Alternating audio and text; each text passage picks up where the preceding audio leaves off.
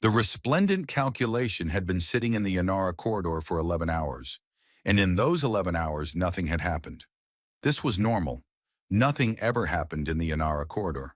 It was neutral space, a long, thin stretch of dark that sat between the borders of 7 different civilizations, the way a hallway sits between rooms. Nobody owned it. Nobody wanted to own it because owning it meant being responsible for it. And the corridor was the kind of place where you wanted to be able to say, that's not mine if something went wrong in it. The resplendent calculations job was to walk that hallway, back and forth, 11 hours in one direction, turn around, 11 hours back. Log everything, report anything unusual. Return home and do it again next week. In 42 patrols, Valoran had reported nothing unusual. He sat at his scan console and watched his instruments do precisely what they always did, which was record the presence of empty space and charge the Keth Dominion's military budget for the privilege. His forearms were folded across his chest in a position his crewmates called the bundle. It meant bored. He was too experienced to pace. He was too professional to complain. So he folded his arms and waited for 11 hours to become 12. His bioluminescent patches, strips of light-producing skin that ran along his neck and upper arms, glowed their steady pale blue, calm, alert, slightly dim at the edges, the way a lamp goes when the person holding it is thinking about something else. He was not thinking about anything else. There was nothing else to think about. Then his console made a sound, not an alarm. Alarms were for things that had already gone wrong. This was a soft, double-tone ping, the kind that meant something had drifted into sensor range, probably a hauler, almost certainly a hauler. The corridor saw a lot of hauler traffic lately. Civilian freight ships, slow and fat in the middle, carrying ore and machine parts and food stocks between colonies. The Keth Intelligence Office had noted the increasing frequency of human-civilian traffic in the corridor 17 times in the last 4 years. It was becoming ordinary. Velarun unfolded one arm and pulled up the contact. Large. He adjusted the reading, checked for sensor error. The number held. He ran the profile through his database. Closest match, heavy freight transport, civilian class. But the proportions were wrong in a way that nagged at him like a word he almost remembered. A hauler was wide and short, a big belly, stubby frame. This thing was long, very long, and it wasn't in the hauler shape at all, now that the scan was building its outline. It was in the shape of something that had been designed to go through things, not around them. He ran the deep scan. The first layer came back in seconds. Hull material, iron alloy, titanium composite, and something else. Something mixed in that his scanner was cataloging incorrectly because it didn't have a clean entry for it. He ran the material analysis again. Same result. The compound wasn't exotic. It wasn't unknown. His equipment simply hadn't encountered it in enough quantity to have a proper reference file for it. He made a note. Human construction. Not almost certainly. This was not unusual. Humans move through the corridor.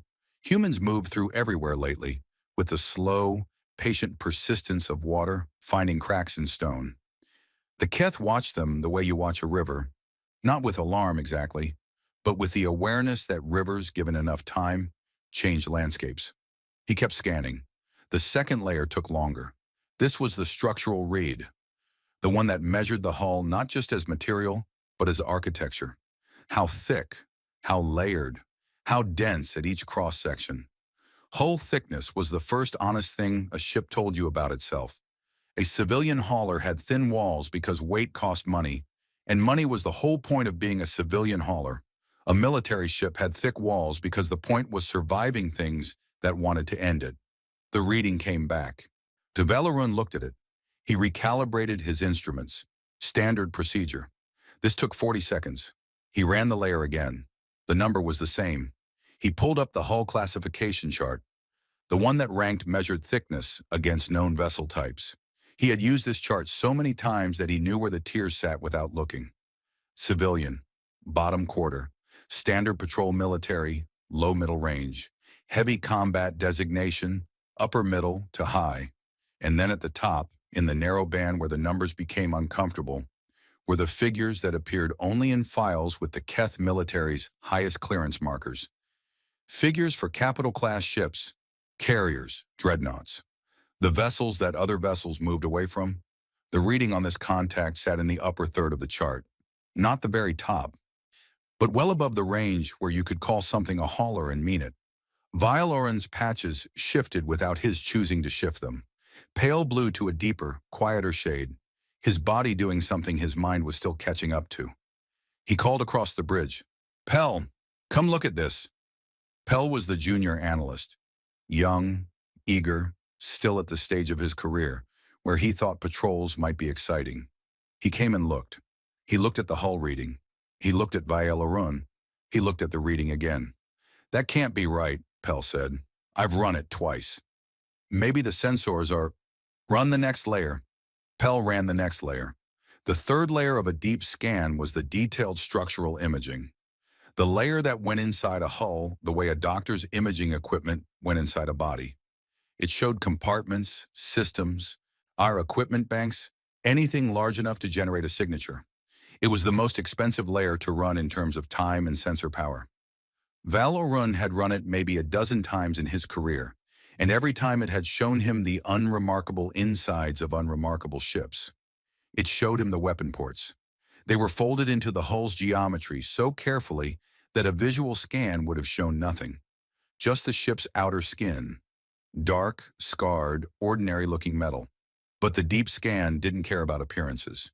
It measured what was there, not what it looked like. And what it measured, hidden inside this ship's body like a fist inside a glove, was a weapons configuration that made Valoran's 4 hands go flat and still on his console. He began to count the ports. He stopped at 30. There were more. He started again, marking each one on his display with a small red indicator, moving section by section through the ship's outline. Recessed launchers along the dorsal spine. Rail systems paired along the port and starboard flanks. Point defense clusters positioned to cover every approach angle. A ventral battery near the ship's midpoint that, based on the shape of its emitter geometry, could rotate and fire in a complete sphere around the vessel. Not just forward, not just to the sides, everywhere. When he finished counting, his display looked like the ship had been set on fire with red dots. He counted the dots. 47 distinct weapons ports. He checked his work. 47. Pell made a sound. Not a word. Something between a breath and a syllable. The noise a mind makes when it reaches for something to say and comes back with nothing. "It's a hauler," Pell said finally. His voice was very flat. "No. The size profile is a coat." Valoran looked at the screen. "Look at what's under the coat." Pell looked. Pell didn't say anything else.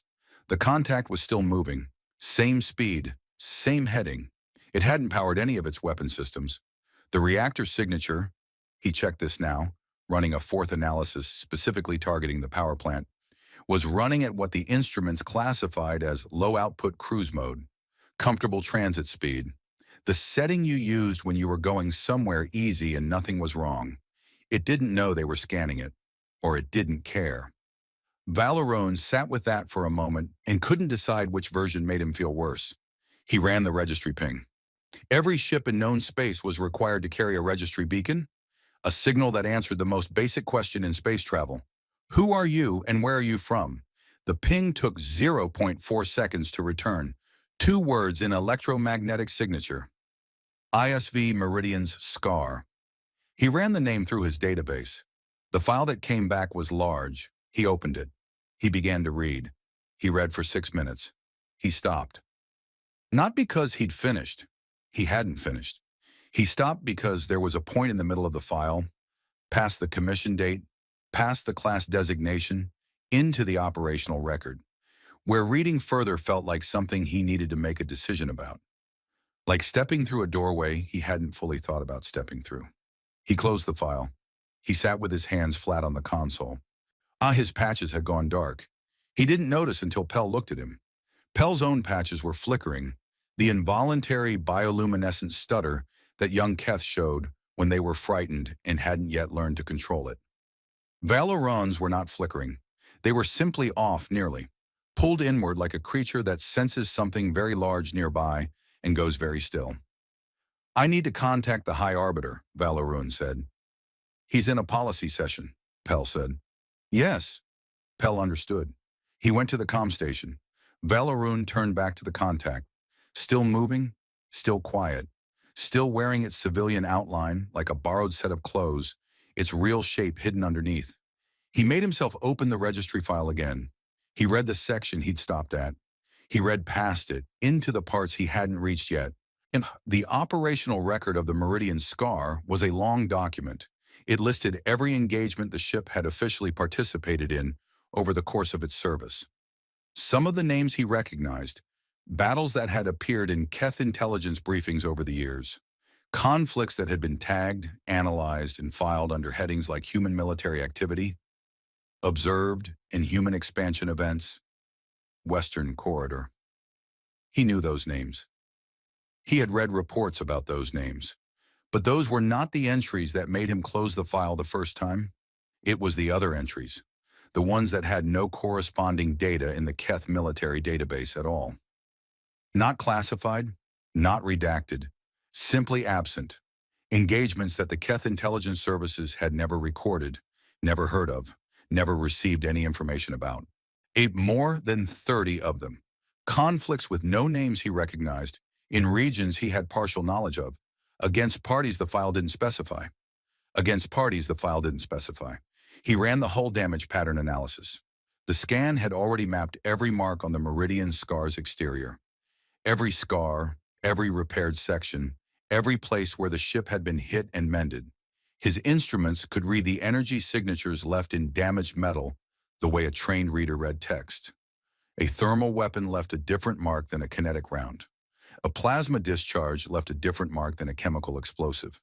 The marks were still there, even under layers of repair, like words written under paint.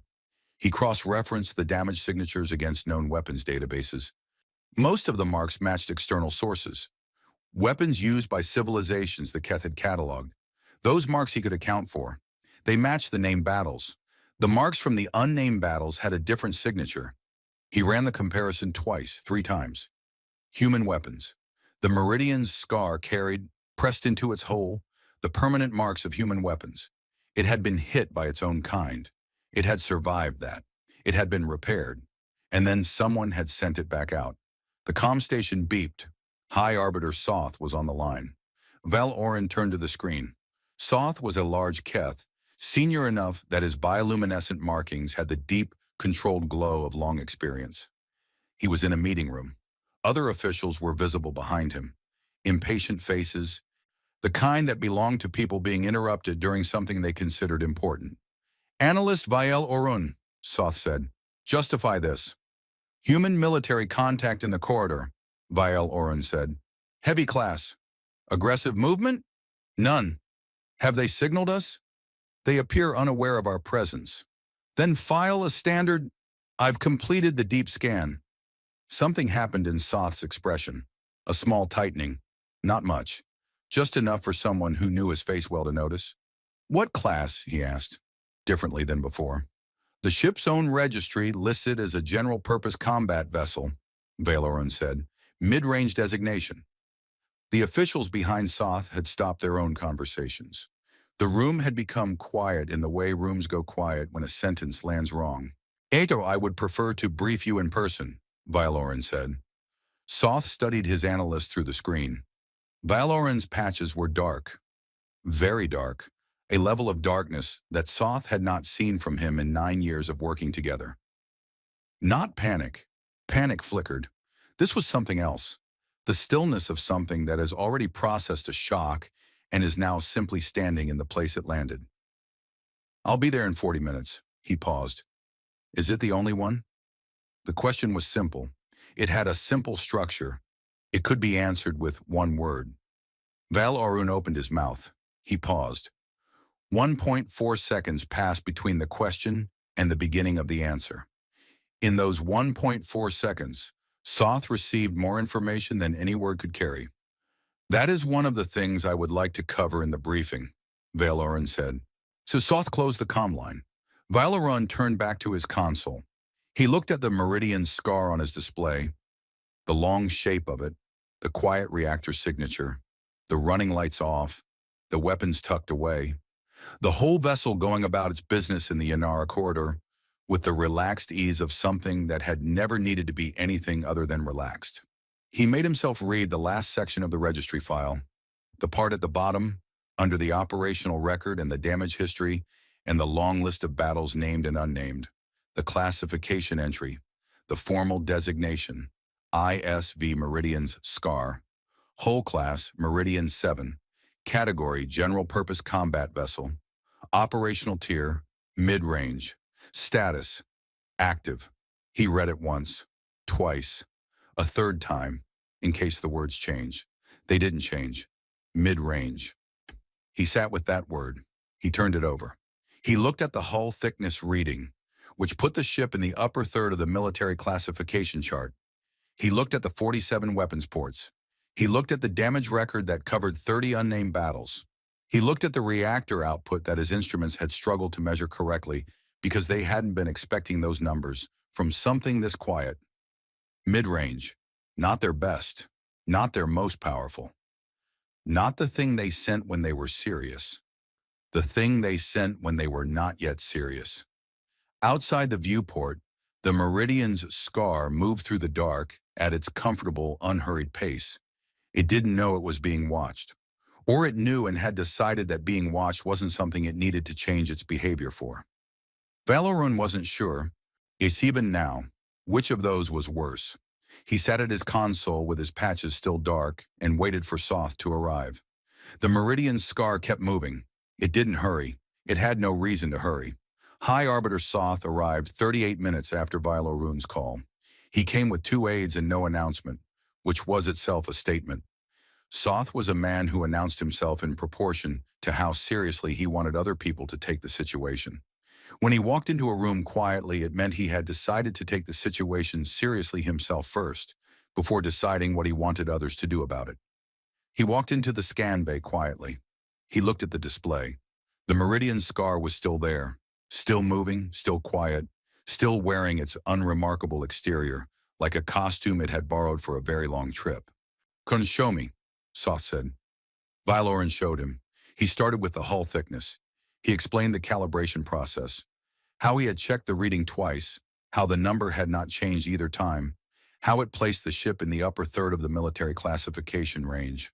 Soth listened without expression. His aides took notes. He moved to the weapons ports. He pulled up the display with the red indicators scattered across the ship's outline.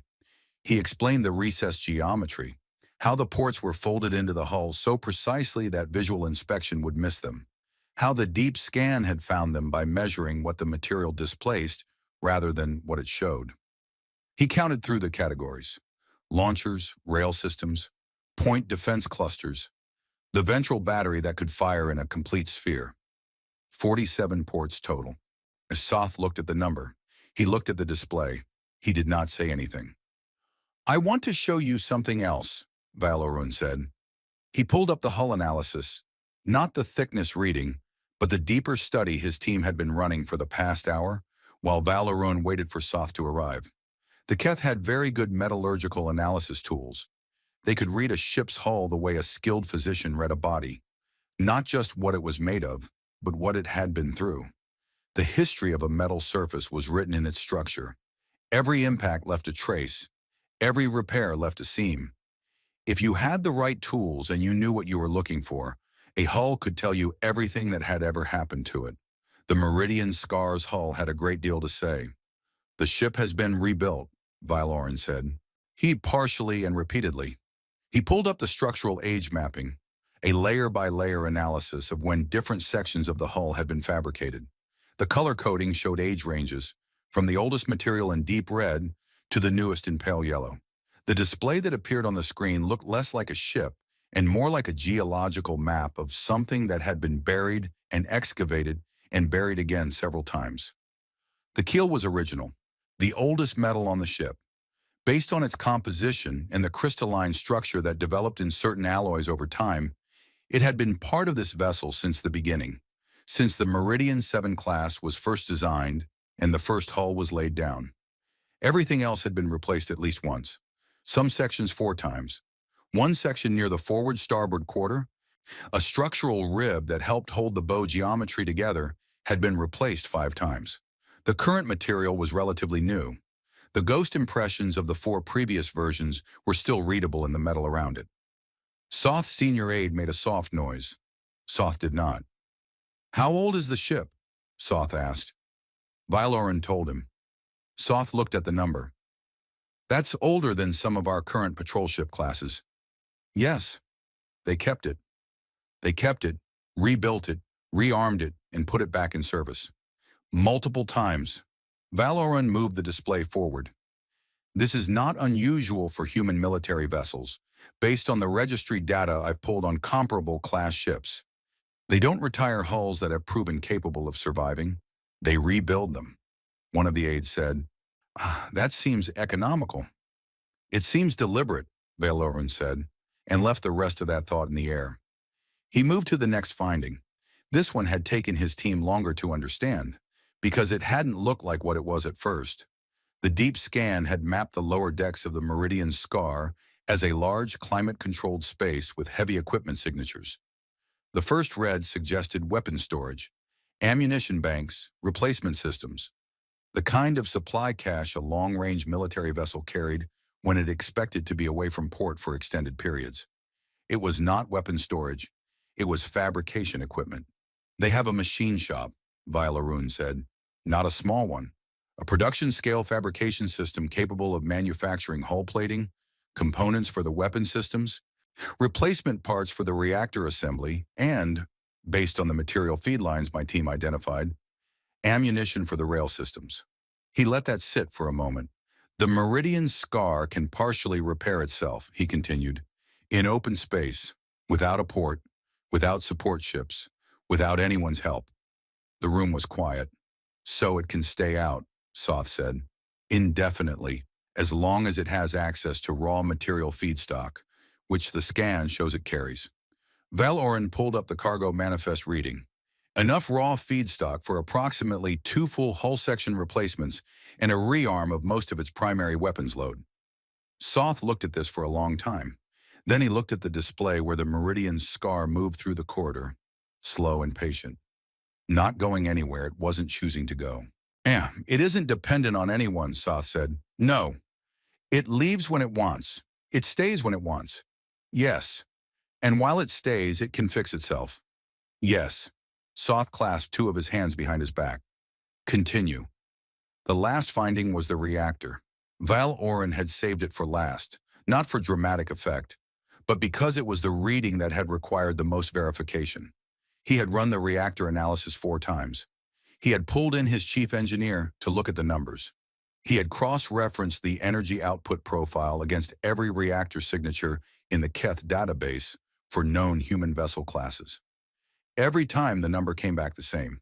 "I want to walk you through this carefully," Valoran said, "because the first time I saw it, I assumed I had made an error." He pulled up the reactor output reading. A raw numbers first, the base energy measurement the scan had recorded. He then pulled up the conversion reference. "This is the standard military yield scale, the one we use to compare power output across different vessel types. I want to make sure that we're all reading from the same chart." He showed the chart. He pointed to the tiers: civilian, patrol, combat, heavy combat, capital class. He pointed to where the Meridian's Scar's reading landed on that chart. Soth's senior aide made the same soft noise as before. It was a different kind of soft noise this time. "That's running at cruise mode," Soth said. "Low output cruise." "Yes, approximately 30% of recorded maximum capacity for this reactor type." Soth stared at the chart. "At full output," he started. "At full output, how it would land here." Valoran moved his indicator up the chart, significantly up, into a range that, on the Keth's own classification system, was reserved for a specific category of vessel, a category that required special authorization to even discuss in open meetings, the category that held ships that could, on their own, end small wars. Soth did not speak for a moment. Then he said, "This is a mid-range vessel. That is its official human classification. Yes." By their own assessment, by their own system. Soth turned away from the display. He walked to the viewport and looked out at the corridor's dark. His hands, and all four of them, were clasped behind his back now, the posture he used when he was thinking hard enough that he needed to be still everywhere else. He stood there for 30 seconds. It felt longer. Ah, one of the aides said quietly to the other aide. If that's their mid-range designation, neither of them finished the sentence. Finishing the sentence would have made it real in a way that it was already real, but they weren't ready to hold yet. Valoran looked at his console. He had one more thing to show, but he had decided to let the reactor reading breathe for a moment before adding weight to it. He had been in enough briefings to know that sometimes the most useful thing an analyst could do was stop talking and let the data sit on the people in the room like the physical thing it was. He watched Soth think. Then Soth turned back. Is it alone? He asked. The scan shows one vessel. We have not detected any others in the corridor or in the adjacent sectors.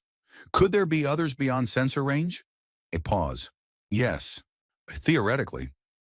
What is the maximum effective range of our current sensor array? Valoran told him. It was a number he knew exactly, because maximum sensor range was one of the first things an analyst memorized about the ship they served on.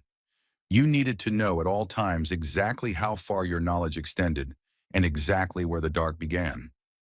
Soth nodded slowly. He looked at the display one more time. The meridian scar, still moving, still quiet, still completely untroubled by the attention of a Keth patrol vessel it apparently didn't know was there. Is there anything else? Soth said. One more thing. Valoran pulled up the final analysis. I ran the registry file in depth, not just the basic entry, the full file, commission records, operational history, class documentation. He pointed to a specific line. Shuan, the Meridian 7 hull class has been in continuous active service for a very long time. It has been updated, re-engined, rearmed through multiple generations of technology, but the class itself has never been retired. This is not unusual for human military design. What is unusual is the documentation on why. He pulled up the relevant text from the registry file.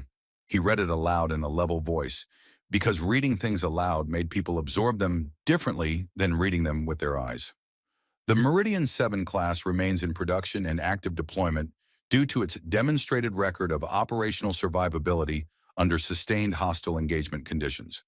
The hull design, originally developed for high-intensity combat theaters, has consistently shown performance exceeding projected limits in field conditions.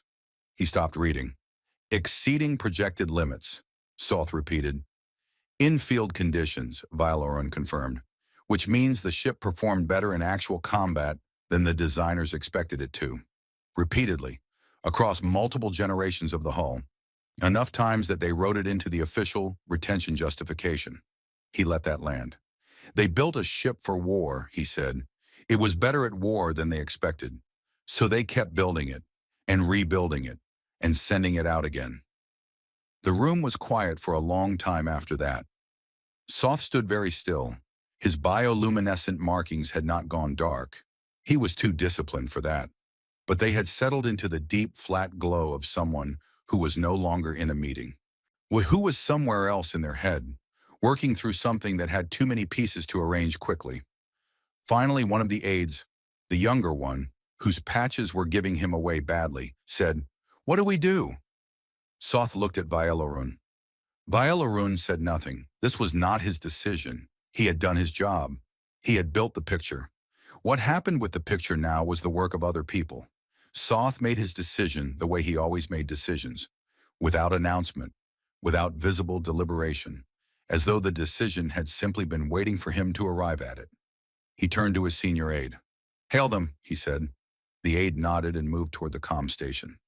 "Politely," Soth added. The aide paused for just a fraction of a second, then nodded again. Valoran looked at the meridian scar on the display. He thought about the reactor running at 30%. He thought about the fabrication bay in the lower decks. He thought about the 5 replacement ribs in the forward starboard section, and the hull scars from battles that didn't exist in the Keth database, and the 47 weapons ports that you couldn't see unless you knew exactly what you were looking for. He thought about the word reliable, written in formal text in an official retention document, used to describe a ship that was better at war than its own makers had planned. Politely, he thought. Yes, that was exactly right. The Meridian Scar answered on the second hail. The comm screen opened and a woman appeared on it. She was somewhere in her middle years with a face that looked like it had been through enough to have learned how to be still. The dark hair cut close to the head, a uniform jacket worn open at the top, which was the kind of small informality that either meant low discipline or so much confidence in her authority that the jacket had given up trying to contain it. She was holding a cup. The cup was clearly coffee based on the dark color and the steam, and the way she was holding it with both hands like it was a thing she had earned. She looked at the screen. She didn't look surprised. "This is Commander Yeva Solano of the ISV Meridian's Scar," she said. "Identify yourselves." It was not aggressive. It was not soft. It was the voice of someone who had said the same words many times and saw no reason to dress them differently today. A very routine voice for a very not routine situation. Soth stepped into the screen's field of view. He had made the decision to handle the contact himself, which was either smart or a very significant mistake, and right now Vialarun was not sure which. The High Arbiter was practiced at first contacts. He had the right bearing, the right depth of voice, the kind of controlled bioluminescent glow that projected authority without aggression. He identified himself in the resplendent calculation in the standard diplomatic form. Title, vessel, governing body, intention of contact. "Commander Solano," he said, "we observed your vessel transiting the Yanara corridor and wish to conduct a standard inquiry. We have no hostile intention." A pause, short. "All right," Solano said. "Not, thank you for clarifying. Not, we welcome this opportunity for dialogue. Just, all right." As though this was a reasonable and ordinary thing that people said to her, and she had noted it and was now ready to move forward. "May I ask your purpose in the corridor?" Soth said. "Transit," Solano said. She didn't elaborate. She took a sip of her coffee. Vialarun watched from his station. He was patched into the comm feed on a secondary line, present in the conversation without being visible to the other party, which was standard intelligence procedure during first contact situations. His job right now was to listen carefully and flag anything that seemed significant. Everything seemed significant. He didn't flag anything. There was too much of it. The Keth had experience with first contacts. He had been part of 6 of them in his career. There was a pattern to them. The other party, regardless of species or diplomatic tradition, did the same basic thing. They presented themselves. They explained. They offered context about who they were and why they were where they were and what they wanted the other party to understand about their presence. This was not dishonesty. It was the universal language of beings who understood that strangers needed orientation. Solano had said one word, transit, and then she had waited. "Transit to what destination?" Soth asked. "That's a routing matter," she said. "Internal, not something I'd share in open space." Another pause. Soth absorbed this. "Of course, we respect operational security." "Good." Solano took another sip. Soth asked about the ship's operational status. A standard check. Was the vessel in need of assistance? Had there been any emergencies? Was the crew healthy and the ship functioning within expected parameters? These were the questions you asked to establish tone. And a ship in trouble wanted help. A ship not in trouble had no reason to be defensive. The question was a kind of handshake. "We're fine," Solano said. "No issues." "How long have you been in the corridor?" "About 6 hours. We'll be through in another 8 or so." Soth nodded. He was doing well. His voice was steady, his posture composed. He looked, to anyone watching, like a senior official conducting a routine discussion with a foreign military vessel that happened to have a reactor output in the capital-class range and 47 weapon ports folded into its hull, and he was treating this as a perfectly manageable situation. Vialarun admired the performance deeply and was aware it was a performance. Then Soth asked the crew question. It was standard profiling protocol. Every first contact included it. "How many personnel aboard?" Read the number told you things. About the ship's automation level, its operational philosophy, how much the civilization in question trusted technology versus human presence. Whether the vessel was running lean for speed or heavy for redundancy. How many crew members do you have aboard? Soth asked. Solano looked at him for a moment, not with suspicion, with the look of someone doing a quick mental check. She gave a number. It was smaller than anything Velarun had calculated possible for a vessel this size. He ran the math again in his head. Even with heavy automation, even with the most advanced crew assistance systems that Keth could imagine, a ship with this weapons configuration required a certain minimum number of hands to operate effectively. The targeting alone required trained operators. The fabrication bay required engineers. And the reactor of this size required a dedicated maintenance team. The number she gave him was less than half of what the minimum should be. You operate this vessel with, Soth started. We manage, Solano said. It was not defensive. It was not proud. It was the voice of someone describing a simple fact of their daily life. We manage. The way you might say, we get by or we make it work. An ordinary thing said about an extraordinary arrangement. Soth moved on. He asked about the ship's history in the corridor. Had they transited before? Were they familiar with the established transit protocols? Was there anything the resplendent calculation could provide in terms of navigational assistance? Diplomatic texture? Background noise? The kind of conversation that gave him time to think while sounding productive. Velarun was no longer listening to the diplomatic texture. He was listening to Solano. He was watching her face on the screen with the focused attention of someone whose entire professional skill was reading data for what it did not say directly. She was not performing ease. She was actually at ease. This was a distinction that mattered enormously and was very hard to explain to someone who hadn't spent years watching beings under pressure. Performing ease was a specific thing. The stillness was in the wrong muscles. The voice was calibrated slightly outside its natural register. The eyes tracked just a little too carefully. Performing ease looked like ease the way a good painting looked like a window. Close, but not the same as what it was pretending to be. Solano was not performing. She was just easy. She had looked at the Keith patrol ship's hail, answered it, identified herself, answered the standard questions, drunk her coffee. She was on the other side of this conversation the way she was probably on the other side of every conversation. Present, attentive, and not particularly troubled by it. Either she was the finest intelligence professional Velarun had ever observed, maintaining a perfect cover under a surprise contact, or contacting a foreign military patrol vessel in neutral space was, for her, in the category of things that did not require much adjustment. He wasn't sure which answer was more interesting. Then the question came that Velarun could not stop himself from asking. He had not planned to speak. He was an analyst on a passive feed. Speaking was not his role here. But the registry file was still open on his secondary screen, and the section with the unnamed battles was right there, and the hull damage patterns were right there, and the thought had been sitting in the back of his mind for 2 hours like something wedged under a door, and before he made a decision to ask it, he had already reached forward and opened his comm channel. Commander Solano, he said. Soth looked sideways at nothing. He knew the voice. He didn't stop it. Solano looked slightly to the right on her own screen, tracking the new voice. Who's that?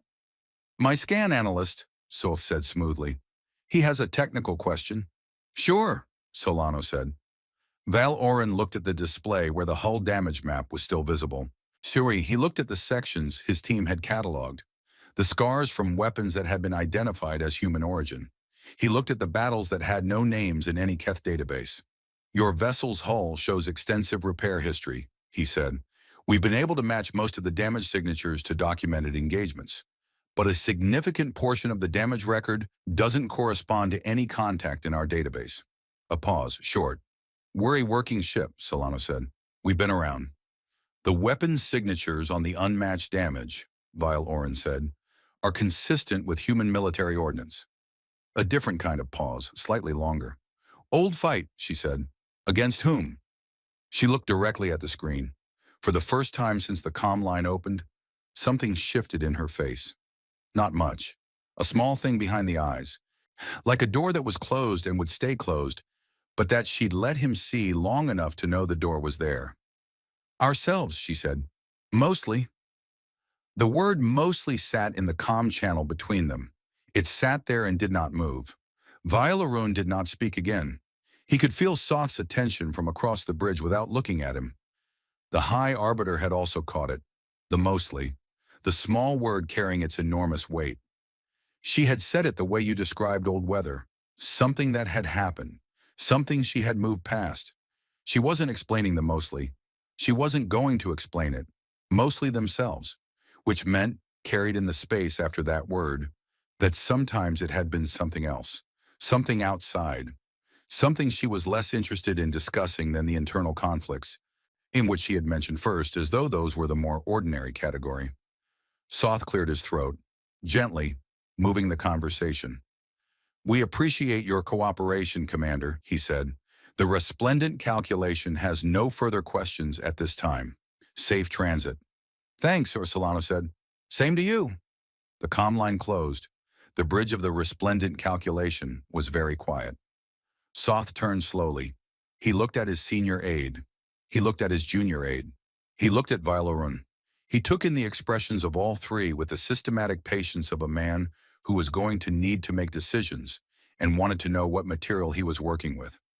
Then he walked to Vailorun's console and looked at the display. The Meridian Scar was still on the same heading, still at cruise speed. There had been no weapons activation. No course adjustment, no change in any reading since before the comm line opened.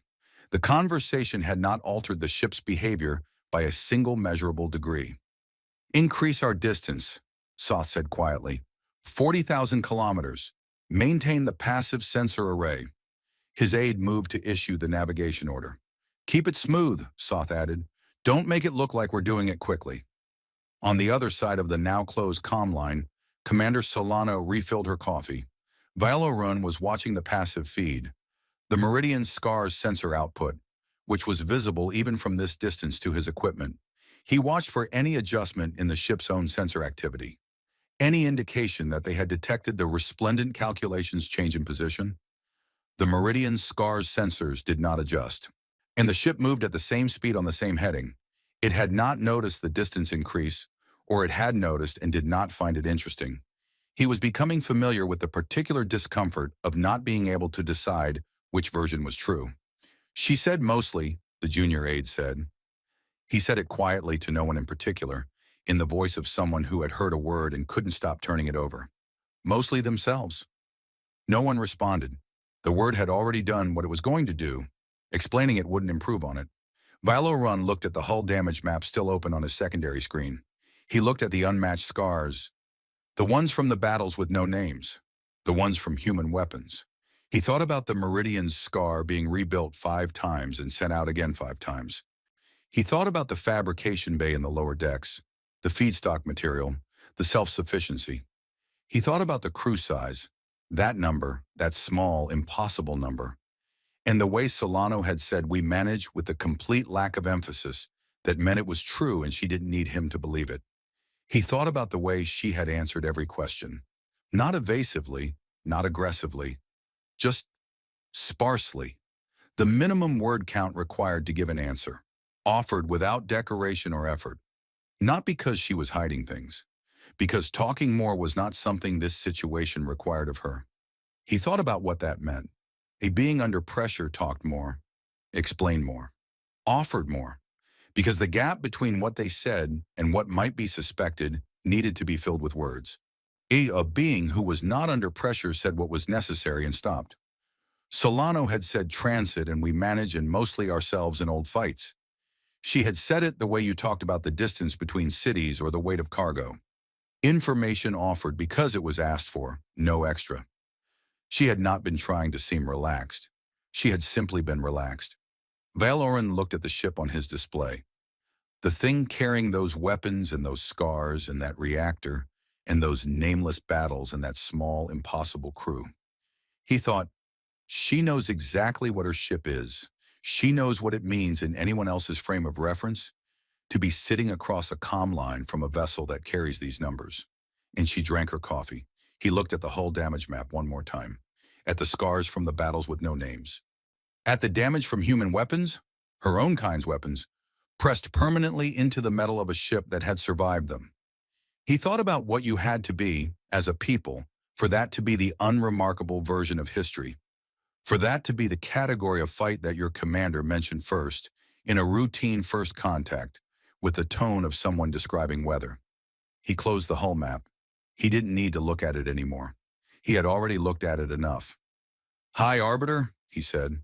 Soth looked at him. "I need to run a more detailed analysis tonight," Valoran said. "If you can give me access to the full intelligence archive, not just the military files, the broader database, commercial records, civilian reports, historical data." Soth studied him. "What are you looking for?" Valoran looked at the display where the Meridian's scar was still moving, still quiet, still going wherever it was going at a pace that suggested nowhere urgent. "I want to understand what kind of people send this ship to neutral space," he said, "and call it routine." Soth held his gaze for a moment. Then he gave the access authorization. Valoran did not sleep. This was not unusual. He was the kind of person who, when he had a problem, needed the problem to be finished before his body would agree to rest. It was a useful trait in an analyst and a terrible trait in everything else about his life, and he had long since made peace with the trade. He sat in the data room, a small space off the main scan bay. He filled with screens and a chair that had been adjusted for his body type over so many years that it fit him the way a much-used tool fits a hand. He pulled up everything he had access to. He started building. The Keth Intelligence Archive was comprehensive. Not complete, no intelligence archive ever was, but comprehensive in the way of an institution that had been watching its neighbors for a very long time and understood the value of paying attention to small things before they became large ones. There were files on human civilization going back to the early period of Keth-human contact, trade records, diplomatic communications, civilian shipping logs, military incident reports, population surveys, economic data, political structures, where the Keth had been able to map them. He started with time. He built a timeline. Not of human space history. The Keth's knowledge of that was good but limited by how long humans had been spacefaring. He built a timeline of human history as far back as the archive reached, which was far, very far. The Keth had done their research. He started marking events. He used 3 colors, one for periods of documented large-scale armed conflict, one for periods of documented smaller-scale armed conflict, one for periods where the records showed no evidence of significant organized violence at all. He worked through the timeline. He marked events. He moved forward through history. He was 3/4 of the way through when he stopped and looked at what he had built. The first color, large-scale conflict, ran in long, dense stretches across the timeline. These were not rare. They were not exceptional. They were the rule. In wars that lasted decades, conflicts that consumed whole regions of the species' home planet and then the space around it. The colors overlapped. Before one large conflict had fully ended, another was beginning somewhere else. Sometimes they were happening at the same time in different places. Sometimes they were the same war wearing different names in different parts of the world. The second color in smaller scale conflict was present everywhere, everywhere. There was not a single section of the timeline, even the sections between the large wars, that was free of it. Small conflicts, border skirmishes, internal suppressions, rebellions, insurgencies. They were the wallpaper behind the larger events, the constant, unremarkable background noise of human history. With the third color, the no conflict color, appeared 3 times on the timeline. Short stretches, brief. Spaces between events that you might, if you were being generous, describe as approximate peace. He looked at these sections carefully. Then he read the corresponding records for those periods. The records described them not as peace, but as preparation, political realignment, military reorganization, resource accumulation, the resting state between efforts. He removed the third color from his timeline. He looked at what remained, continuous.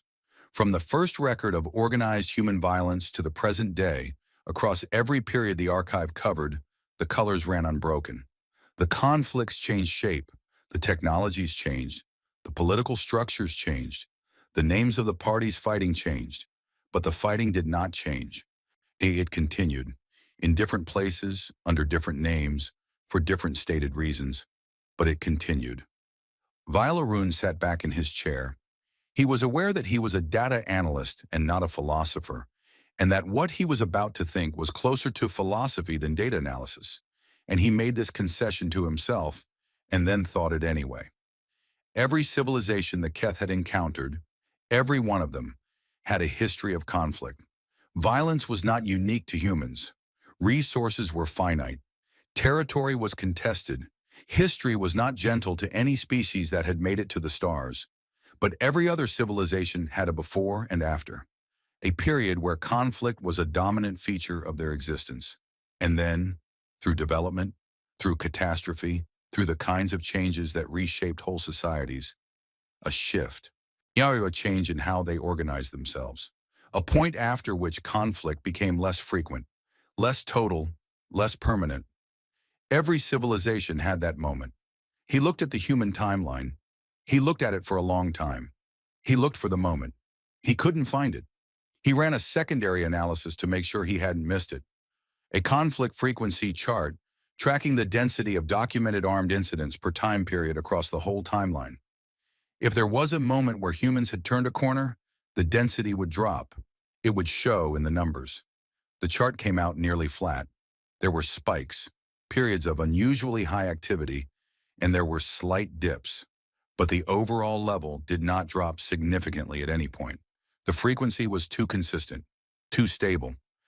The slight variations looked like noise around a very steady signal. The signal said, "This is what humans do." He sat with that for a while. Then he ran the second analysis. The second analysis was military development. He pulled the human weapons development record, not just the weapons themselves, but the rate of development.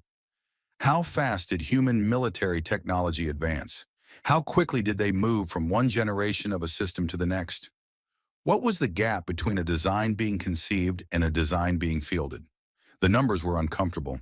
Every other spacefaring civilization that Keth had data on showed a similar pattern in their military development. Fast early progress driven by obvious necessity, slowing as the technology matured and the most pressing external pressures were addressed. This was logical. One, you developed fast when you needed things. You developed slower when the urgency eased. The rate of development was tied to the pressure. Human military development had never slowed. The rate at which humans designed, tested, fielded, revised, and improved military systems was consistent across every period of their history that the archive covered. The technology changed from primitive to advanced to extraordinary. But the pace at which they developed it did not change with the technology. If anything, it had increased. Each generation of tools made the next generation easier to build. And they used that ease to build faster, not to build less. He thought about why this might be. He thought about it for some time. The most obvious answer was that the pressure had never eased. If the conflict frequency was constant, and the need was constant, the urgency that drove development in other civilizations' early histories had in humans simply never stopped. They had never reached the point where they could afford to slow down, because the thing that made slowing down possible, a period of genuine stability, had never fully arrived. He built a third chart. Military technology age versus operational service. How long did human military equipment stay in use? He pulled data on ship classes, weapon systems, vehicle designs, defensive installations. He tracked their first operational date and compared it to the present record. Was the system still in use? If retired, when? How long had it served? The results were clear. Human military hardware lasted a very long time. Systems that had been designed decades ago were still in active service. It upgraded and improved but not replaced because the upgrades worked and replacement was expensive, and the things they had already built had already proven they could do what was needed. The Keth retired systems on a scheduled basis, regardless of performance. Humans retired systems when the system stopped working. Some of them had not stopped working. He thought about the Meridian's scar, about the original keel, about the 5 replacement ribs, about the fabrication bay, about the 47 weapon ports in a hull that had been rebuilt so many times that its metal was a geological record of everything it had survived. He pulled the full-class documentation for the Meridian 7 hull. He found the retention document. the official justification for why the class remained in production and active service after all this time. When he found the section he had read to Soth earlier, he kept reading past the part he'd read aloud. The document went further. It detailed the class's performance history across its service life. It listed the specific engagements where the design had exceeded projected limits. The phrase from the earlier section. It explained what that meant in practice. It meant that ships of this class, in actual combat conditions, had consistently performed better than the engineers who designed them had calculated they would. This had happened in the first operational year. The engineers had revised their projections upward. The updated projections had also been exceeded. The engineers had revised again. The revised projections had been exceeded again. At some point in the document, the engineers had stopped revising their projections and instead added a note to the class documentation. The note said, "Field performance of Meridian 7 class vessels consistently indicates that theoretical performance models underestimate operational capacity under sustained engagement conditions. Recommend basing planning assumptions on demonstrated field results rather than modeling." He read this note twice. The engineers had given up trying to predict how well their ship would do in a fight. They had decided that the fight would tell them more than the math would, and they had used the fight's testimony as their new baseline. There was a word in the document. Near the end of the retention section, one word used to justify the continued production of a vessel class that was old enough to have a geological record of repairs, one fast enough to still be relevant, and strong enough to have beaten its own designer's math every time they tried to calculate its limits. The word was reliable. He stopped reading. Reliable. He looked at that word for a long time. Reliable was a word you used about things that had never let you down, a tool you trusted, an instrument that always gave you the right reading, a process that produced the same result every time you needed it to. Reliable was not a word for exceptional things. It was a word for things you had come to depend on so consistently that their dependability was their primary characteristic.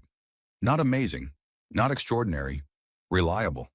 They had built a ship that outperformed its own specifications in actual combat every time they put it in actual combat.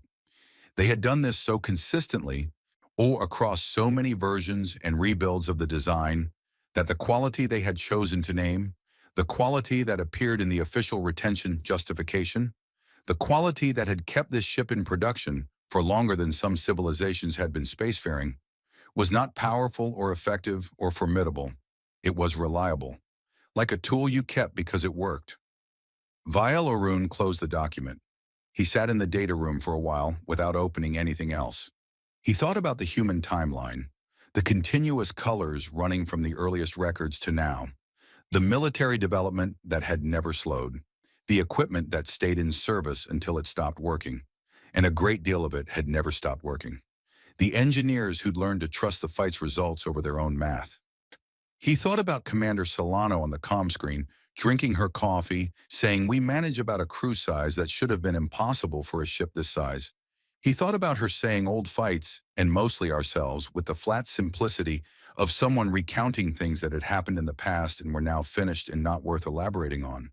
He thought about what you had to become as a species to arrive at that posture. Not hard, not violent, just settled.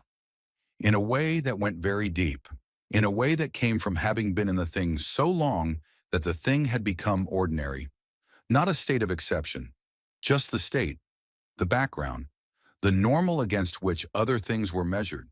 And the Meridian Scar was their normal, a mid-range vessel, not exceptional, not their best, and the thing they sent when they were not yet concerned enough to send anything better. He thought about that word again. Reliable. He opened a new document. He had a report to write. He had been composing it in his head for the last several hours, between the analyses, between the charts, between the moments of sitting still while the data settled into something that had a shape. He wrote the report. It took him 11 minutes. When he was done, it was 2 lines long. He read them back to himself. They were the right 2 lines. He saved the document and flagged it for immediate delivery to the High Arbiter's personal secure channel. Then he sat back in his chair and looked at the ceiling of the data room for a while. The resplendent calculation was still moving through the corridor, maintaining its extended distance from the Meridian Scar. Both ships were still on their headings. Nothing had changed. Everything had changed. He looked at the ceiling. He thought about the third color on his timeline, the one he had removed, the not quite peace periods, the preparation periods, the resting places between efforts. He thought, every other civilization we know has learned to stop. He thought, humans have learned to rest. There was a difference. He was not sure anyone outside this room understood yet how large the difference was. He closed his eyes. He was very tired. He was also aware that his body still would not agree to sleep, because the problem was not finished. He had written the report. The report was done. But the problem was the thing underneath the report. The thing the report pointed at without fully saying, Tunana, the thing that, if Soth read the two lines and understood them the way they were meant to be understood, would require a different kind of response than the Keth Coalition had ever had to formulate before. Not a military response. Not a diplomatic one either, exactly. Something harder than both of those. An honest assessment of what they were dealing with. Not the ship, not even the species as a category, but the specific, particular, deeply embedded reality of what it meant to be the kind of people who built the Meridian Scar, called it mid-range, and sent it through a neutral corridor on a transit run without a second thought. He opened the comm line to Soth's quarters. It was very early.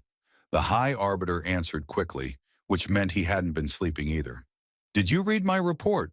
Vale Arun asked. "Yes," Soth said, in a pause. "Are you certain?" Soth said. "I've been building the picture for 6 hours," Vale Arun said. "I've checked the sources. I've checked the methodology. I've built the charts 3 different ways to see if the shape changes." "Does it?" "No." Another pause, longer. "Then we need to call the council," Soth said. "Yes. They won't want to hear this."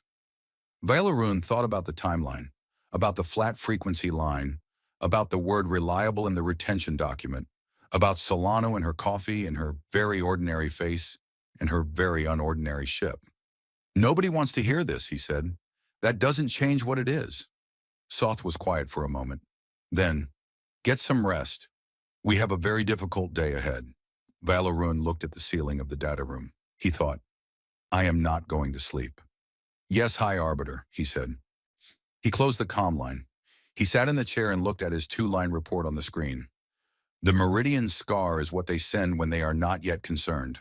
I recommend we ensure they never become concerned." He sat with it a while longer. Then he turned off the main screen and sat in the dark and tried to decide, for the first time in a very long career, whether he was afraid. He decided that afraid was not quite the right word. What he was, more precisely, was awake. Very awake. In the way you become awake when you realize that the world is somewhat larger and somewhat different than you had been calculating, and that your calculations will now need to start over from a place much further back. He stayed awake until morning. It didn't seem like the right time to stop. The Keth Coalition Council met an emergency session at midday. There were 23 members. They came in from their various offices and residences and conference rooms, still wearing the bioluminescent patterns of interrupted meetings and disrupted mornings. And they filled the chamber seats with the focused, mildly irritated energy of people who had been told that something important had happened and were reserving judgment on whether they agreed. Soth stood at the center of the chamber. He had the scan data projected on the wall behind him. The hull readings, the weapons layout, the reactor output, the registry file.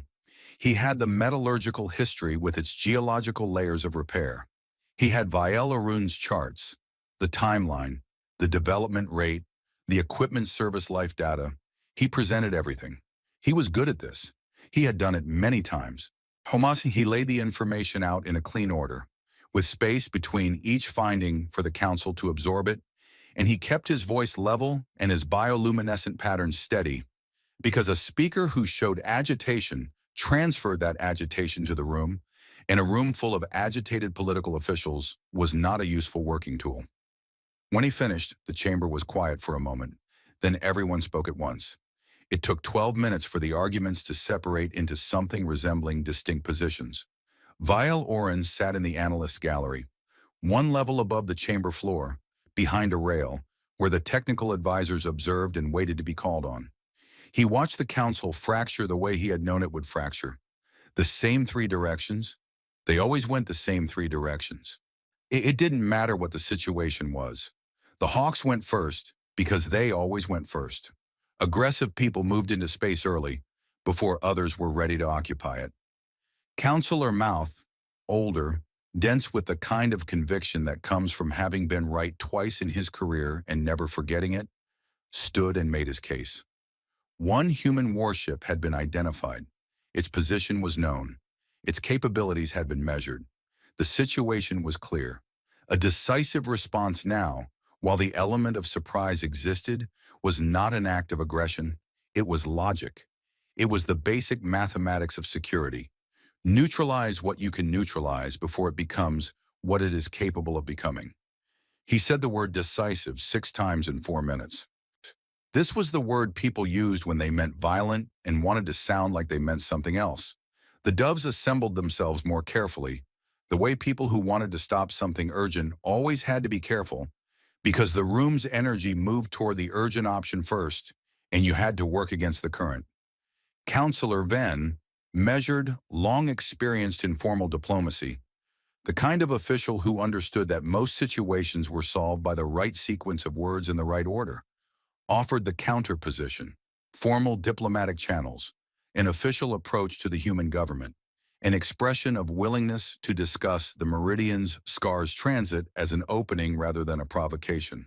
Establish contact on equal terms before any decision was made about what kind of contact was warranted. While she said the word framework often, frameworks were what diplomats built when they needed something to stand on while they thought of what to say next.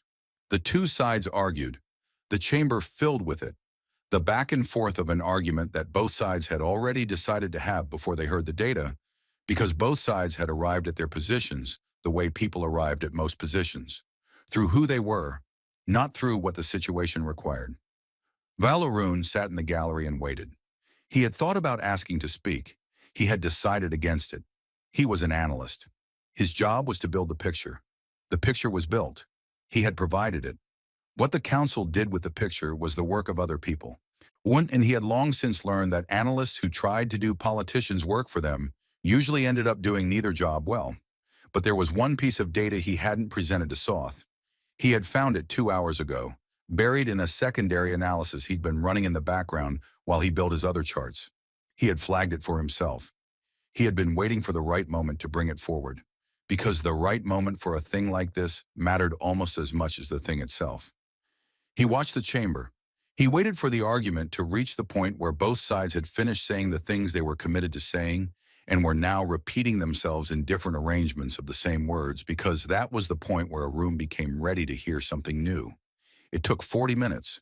Then he asked to speak. Soth gave him the floor. Veleron came down from the gallery. He stood at the center of the chamber. 23 council members looked at him with the expressions of people who had been arguing and were being interrupted and were trying to decide how much to resent it. He didn't use many words on the setup. There wasn't time, and there wasn't need. During the contact with the Meridian SCAR, he said, I ran a secondary analysis of all communication signals in the surrounding space.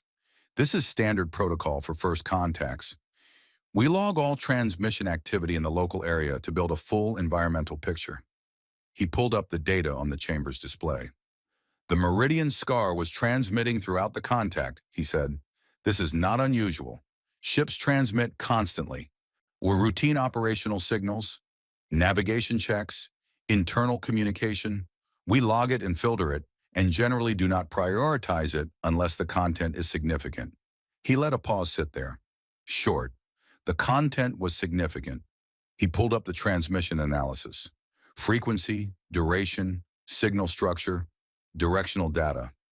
The Meridian SCAR was sending an outbound signal on an automated broadcast protocol, a standard operational update. This is a regular function of human military vessels. They send routine status updates at set intervals to maintain awareness across a theater. The content of the signal was standard. Current position, current heading, contact information, relevant environmental data. He pulled up the directional map.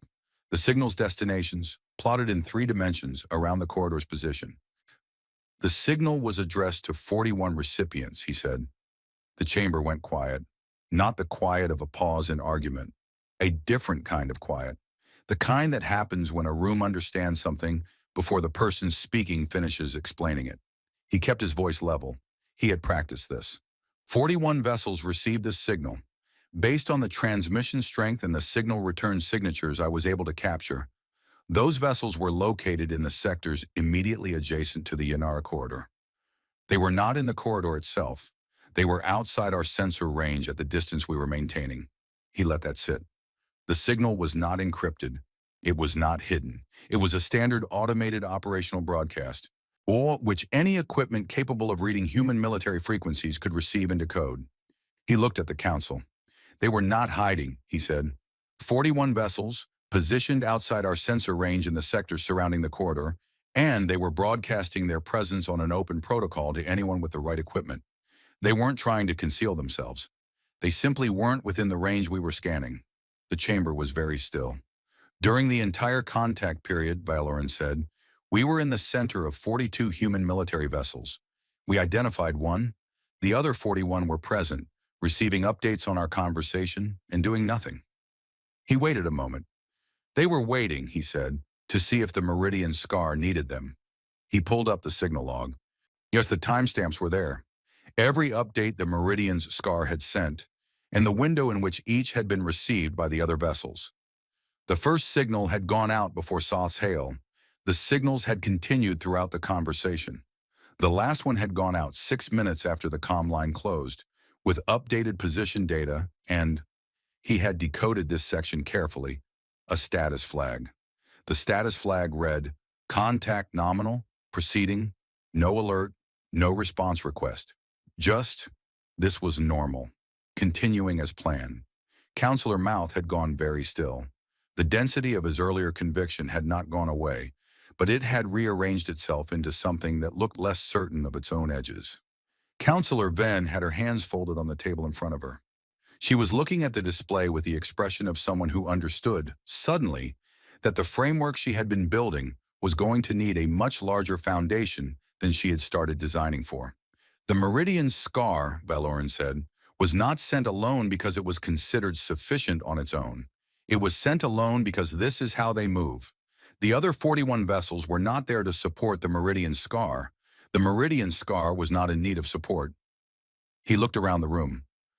The 41 were there, he said simply, because this is how they travel. He stepped back. He had said everything he had to say. He had built the picture as completely as he knew how to build it. Soth took the floor again. The council session continued for another 3 hours. Neither three factions did not disappear. Factions rarely disappeared. They reorganized themselves around new information and found new arrangements for their existing convictions. But the weight of the conversation shifted. The room had felt, when it walked in, like a room in which action was possible, and the only question was which action.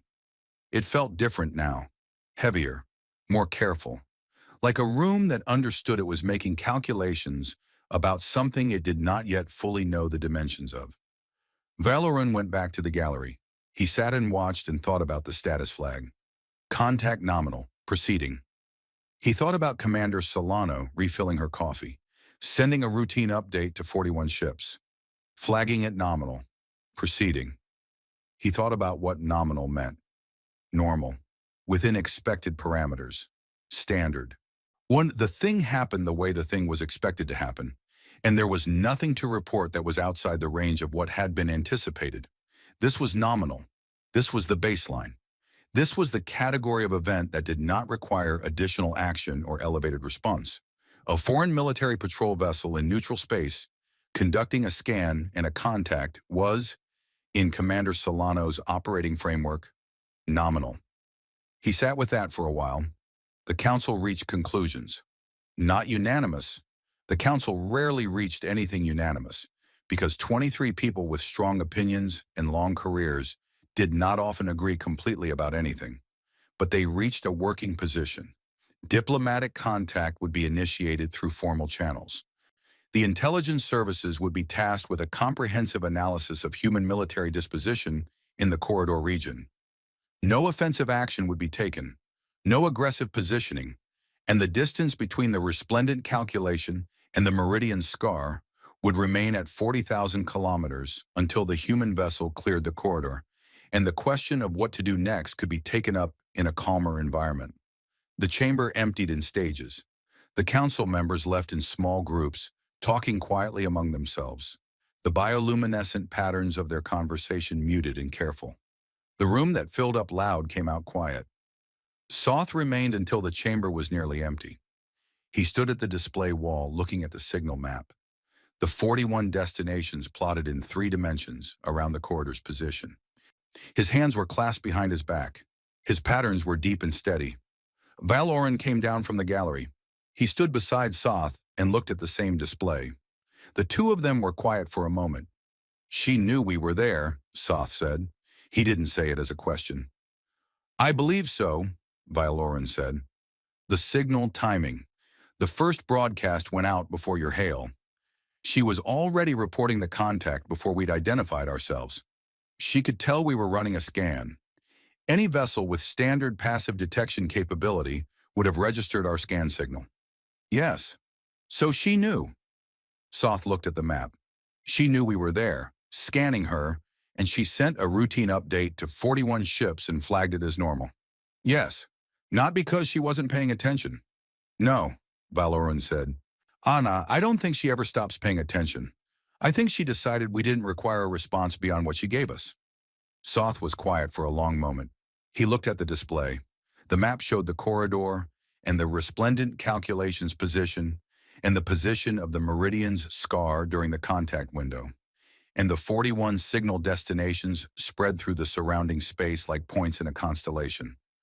A constellation that had been there the whole time, watching, not hiding, just waiting to find out if waiting was going to be enough or if something else was going to be needed. Nothing else had been needed. The status flag had said so. "They sent her alone because she was enough," Soth said. He said it quietly. Not to Valoran, not to anyone in the room, to the display maybe, to the information in it. He paused. "One, and she knew it," he said. Valoran looked at the map. He thought about the Meridian's scar still moving through the corridor somewhere, past the contact window now, continuing toward wherever it had been going when they first scanned it. Nominal, proceeding. He thought about the 41 ships, adjusting their positions slightly as the Meridian's scar moved, maintaining their formation in the dark outside the sensor range of a Keth patrol vessel that had thought it was conducting a standard contact with a single ship. He thought about what it meant to be a people for whom this was routine, not exceptional, not special, not a deployment that required planning and authorization and careful discussion about what the 41 ships were for and whether this was the right number. Just the way they traveled. He thought about Commander Solano's coffee, the way she'd held it with both hands, the ease of her voice, the minimal word count of her answers. He thought she wasn't unconcerned because she was careless. She was unconcerned because she was prepared, completely, habitually, in the deep, quiet way of something that has been prepared for so long that preparation has become the resting state, and the absence of threat is just a different kind of ready. He thought about the hull damage from human weapons, the unnamed battles, the rebuilt ribs, the word reliable in the official document. He thought about all of it.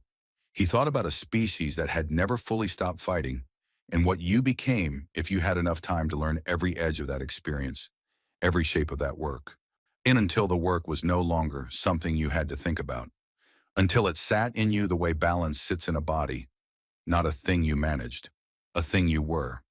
"What do we do?" he said, not because he expected Soth to have the answer, just because the question needed to be in the air. Soth looked at the map for a long time. "We learn to be useful to them," he said, "before they have a reason to notice us more carefully." He turned off the display. He walked toward the chamber door. He paused in the doorway for a moment, not turning back, just standing. "Send a commendation to your team," he said. "They did good work today." "They did," Valoran said. "So did you." Then Soth left. Valoran stood in the empty chamber for a while. The display was dark. The room was quiet. Outside, somewhere in the Yanara corridor, a warship called the Meridian's Scar was continuing its transit on its original heading at its original speed, with its reactor at 30% and its weapons folded away and its crew of an impossible number doing whatever they did on a routine day. Somewhere around it, at comfortable distances, 41 other ships were doing the same. Contact nominal. Proceeding. He walked to the window at the side of the chamber. The view from this level showed the city, Keth architecture, curved and luminescent, built for beauty as much as function, because the Keth had always believed that the things you built around you shaped the kind of thinking you were capable of. He looked at it. He thought, we built this in peace. Not because we were always peaceful. The Keth had their own history, but because at some point the wars had ended. The conflicts had stepped back. The pressure had eased enough that something like stability was possible. And in the stability, cities. He thought about the human timeline, the continuous colors. He thought, they built what they built in something else entirely. He thought, and it made them into something else entirely. He wasn't sure whether that was a terrible thing or an extraordinary one. He suspected it was both in equal parts, and that the difficulty was the equal parts. That you could not separate the terrible from the extraordinary, because they were the same thing looked at from different directions. He stood at the window for a while, then he went back to work. There was a full intelligence analysis to write, a recommendation for the diplomatic approach, a briefing for the security subcommittee, a complete report on the 41 vessels, their positions, their estimated classes, what could be inferred about human military deployment patterns in the corridor region from the fact that 42 ships had been in those sectors simultaneously. There was a great deal of work. He was glad to have it. Work was the good kind of problem. Work was a problem that moved toward its own solution if you put enough hours in. He went back to the data room. He sat in his chair. He opened his screen. He started building the picture. Outside, the Meridian scar cleared the far end of the Yanara corridor sometime before evening. The resplendent calculation sensors tracked it to the edge of their range and then lost it in the dark. Gone. Just like that. As if it had never been there at all. Valoran noted the departure time in his log. When he noted the heading, he noted the final reactor reading. Still at 30%, still at cruise speed, still unhurried, still easy, still going wherever it was going, with the full and complete confidence of something that had never had a serious reason to be anything else. He closed the tracking window. He went back to work. He did not think about the 41 ships that had also gone, spreading out from the corridor in different directions, back to whatever they had been doing before the Meridian's scar needed them to be nearby. He did not think about it because thinking about it did not help him do his job. He thought about it anyway. The chamber was built to make